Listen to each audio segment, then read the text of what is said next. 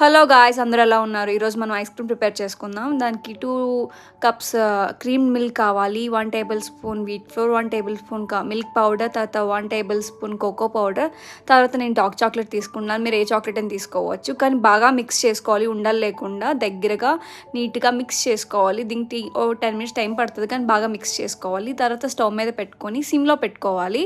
ఈ కన్సిస్టెన్సీ ఎలా అంటే కొంచెం దగ్గరగా అవ్వాలి, మరీ పల్చగా అవ్వకూడదు, మరీ చిక్కగా అవ్వకూడదు. ఇక్కడ చూపిస్తున్నట్టు చేయండి. తర్వాత నా దగ్గర ఐస్ క్రీమ్ మోల్డ్స్ ఉన్నాయన్నమాట, నీట్గా అవి ఏదైనా తీసుకోవచ్చు.